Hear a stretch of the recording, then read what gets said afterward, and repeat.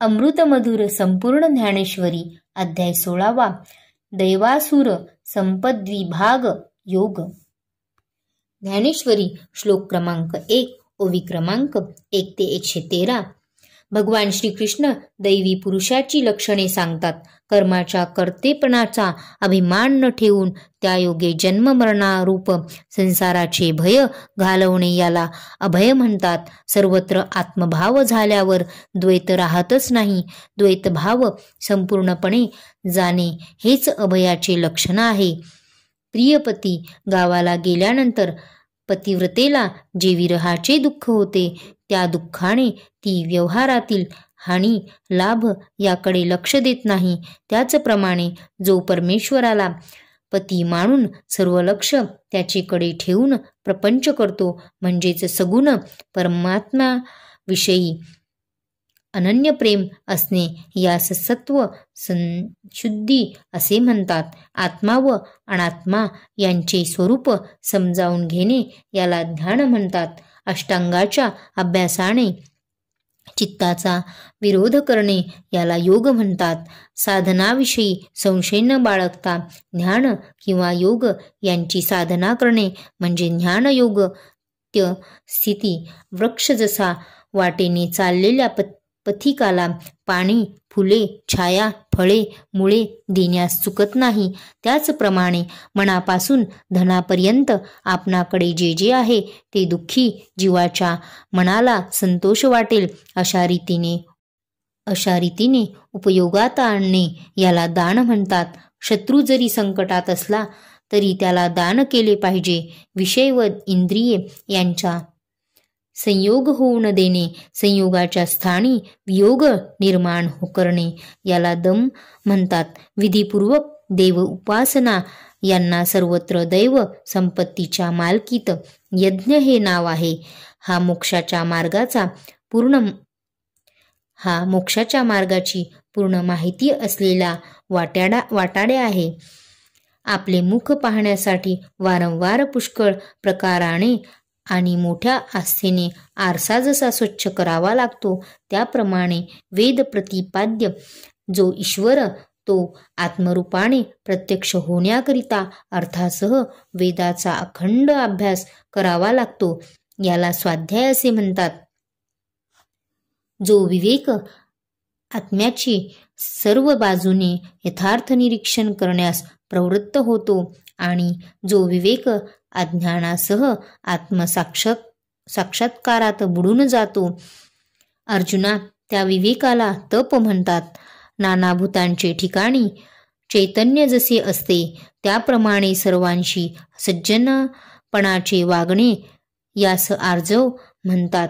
याप्रमाणे अभय अंतःकरण शुद्धी तत्वज्ञानाकरिता ध्यान योगात निरंतर दृढ स्थिती आणि सात्विक दान, इंद्रियांचे दमन, भगवत पूजा व अग्निहोत्र आदी उत्तम कर्माचे आचरण, वेदशास्त्रांचे पठन पाठन पूर्वक भगवंताचे नाम व गुण यांचे कीर्तन आणि स्वधर्म पालन करण्यासाठी कष्ट सोसणे, त्याचप्रमाणे शरीर व इंद्रिये यासह अंतःकरणाची सरलता ही दैवी संपदा आहे। श्लोक क्रमांक 2 ओवी क्रमांक 114 ते 185। तसेच जगाला सुख व्हावे या उद्देशाने शरीराने वाणीने व मनाने जे वर्तन करणे हे अहिंसेचे स्वरूप आहे।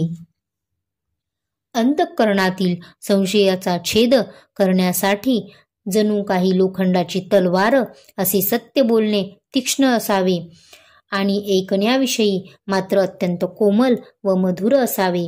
दगडावर कितीही पाणी घातले तरी त्यातून अंकुर निर्माण होत नाही, त्याप्रमाणे कोणीही कितीही त्रास दिला तरी त्याचे मनात सुद्धा राग निर्माण होत नाही, त्याला अक्रोधत्व म्हणतात।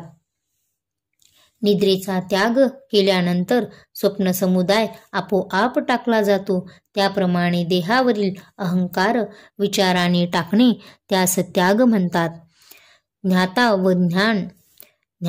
ज्ञान व ज्ञेय ही त्रिपुटी जेथे नष्ट होते तीच खरी ब्रह्मरूप शांती होय. अर्जुना, नीचाला देखील उत्तमासारखे आदरणीय मानावे, पण असे करत असताना आपल्या कुदृष्टीने त्याच्यावर दोषांचा आरोप करू नये किंवा आपण त्याच्यापासून दोष घेऊ नयेत. हे खरे अपैशुनाचे लक्षण आहे. दुःखितांना होणारे दुःख करण्याने नाहीसे करत असता हा उत्तम, हा अधम, हा भेद कारुण्याने न जाणावे. याला दया म्हणतात. दुःखिताला सर्व धनासह स्वतःचे शरीर दिले तरी पण ते थोडेच दिले असे वाटणे याला दया म्हणतात.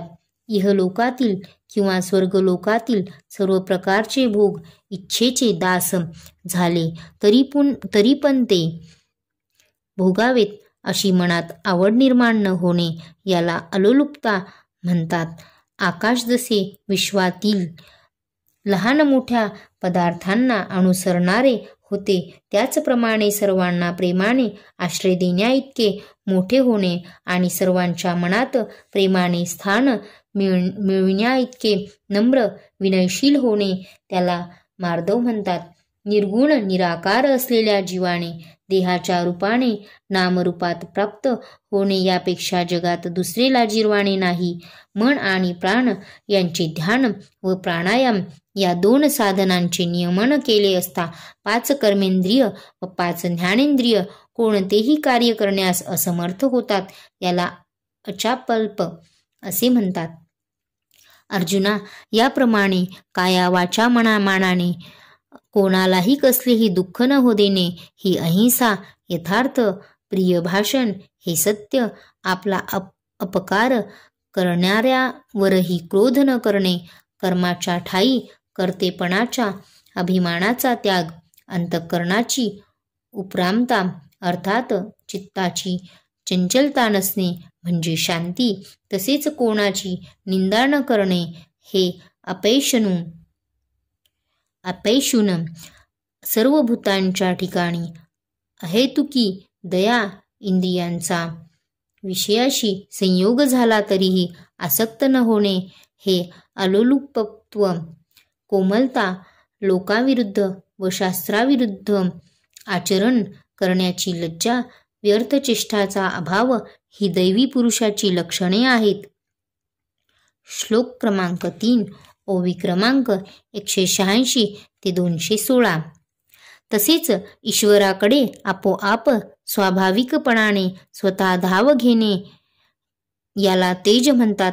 सर्व प्रकारचे ओझे सहन करीत असतानाही सहन करण्याचा अभिमान प्राप्त न होणे याला क्षमा म्हणतात. सर्व दुःखाचा एकदम मोठा पूर आला तरी पण त्या पुराचे प्राशन करण्याकरिता अगस्ती होऊन तयार होणे याला धैर्य असे मानतात. चित्तात कामक्रोधाचा क्षोभ निर्माण होण्याचे प्रसंगी साधकाचा अधपात होऊ न देता त्याला धारशक्तीने उचलून धरून जी मनुष्याची हित करते तिला घृती म्हणतात.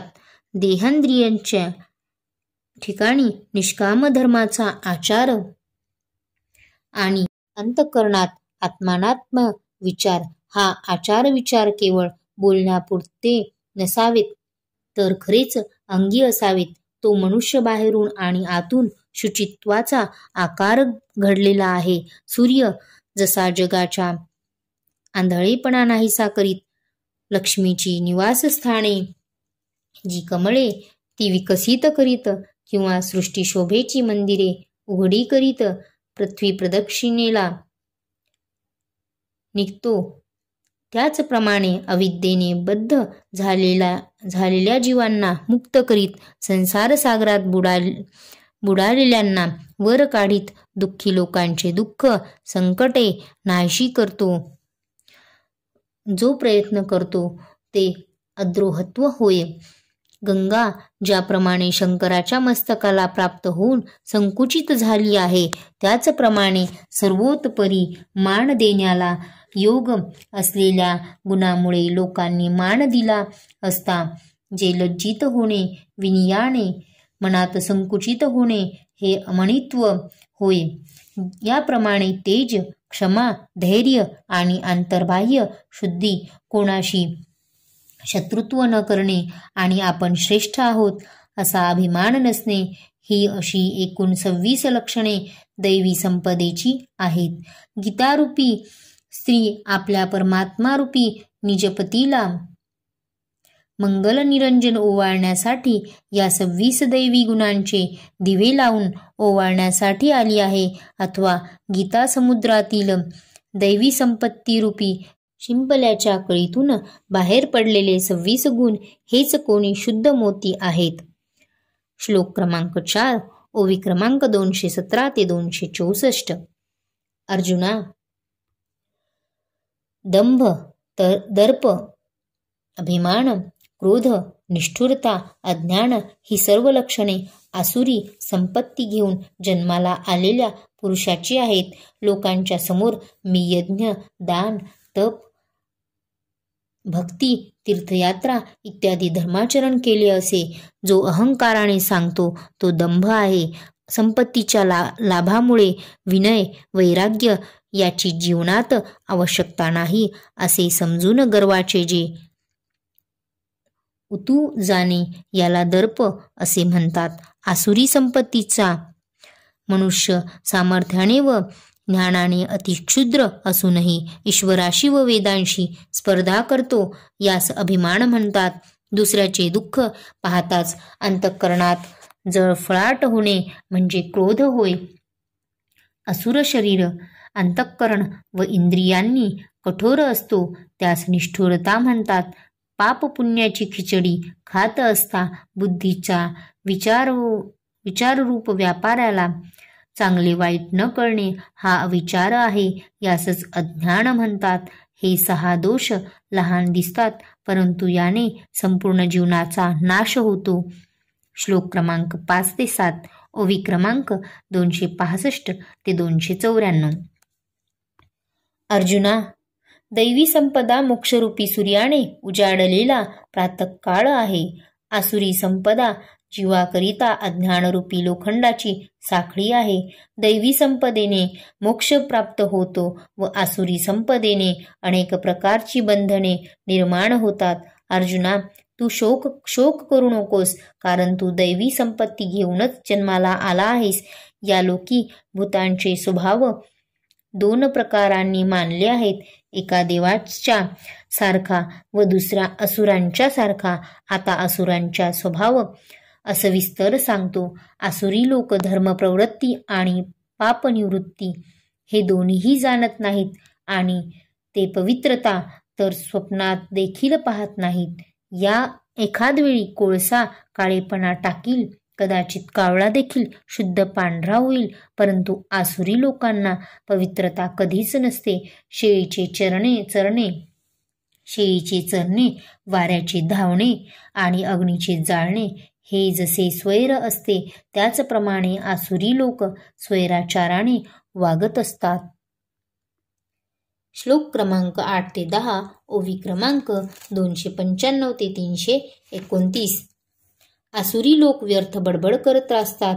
देवकृपा समाधीचा अभ्यास हे करू नये. उलट देह बुद्धीने जेवढा विषयांचा उपभोग घेता येईल तेवढा घ्यावा. कामा वाचून जगात दुसरे समाधान नाही असे असुर बोलतात. अशा प्रकारे हे असुर विषयरूप चिखलात पूर्ण बुडालेले असतात.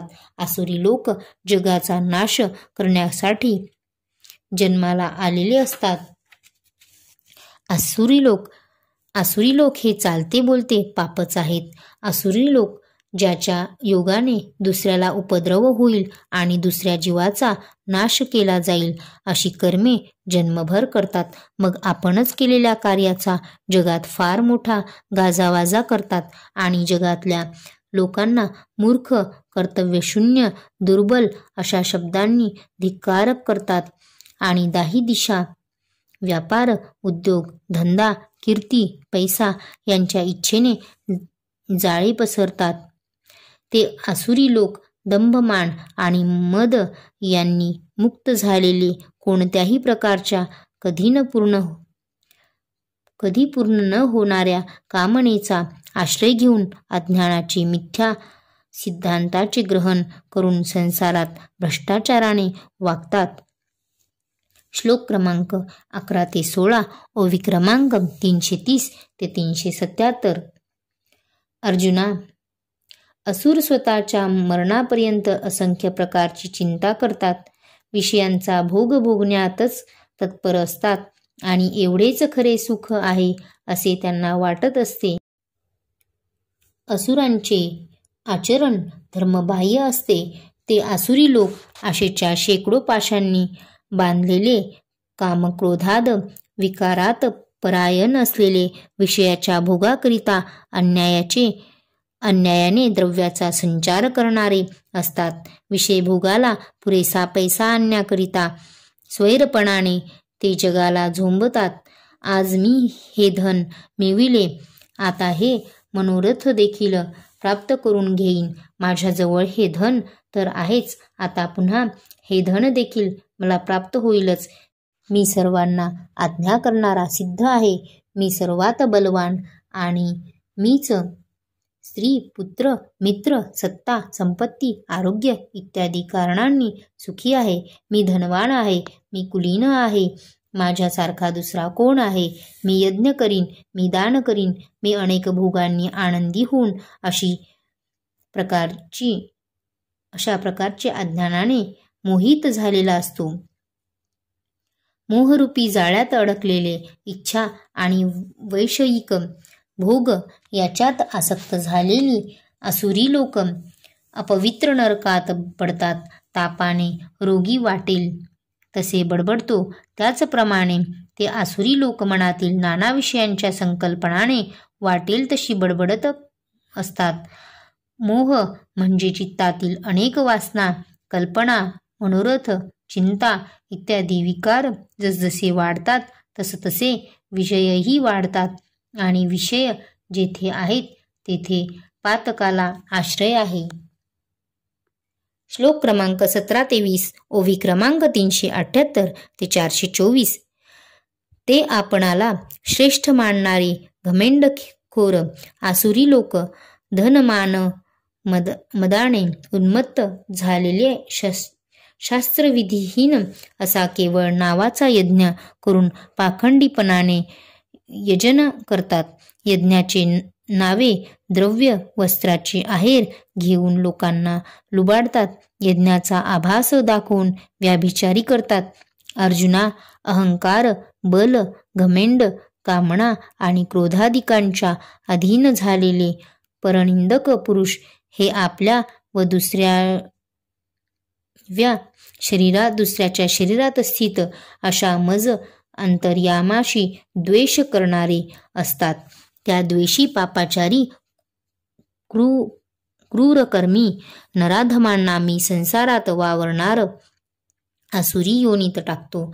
मला न प्राप्त होता ते मूर्ख जन्मजन्मात आसुरी योनीला प्राप्त होतात. त्याहीपेक्षा अधमगतीला, नरकगतीला प्राप्त होतात.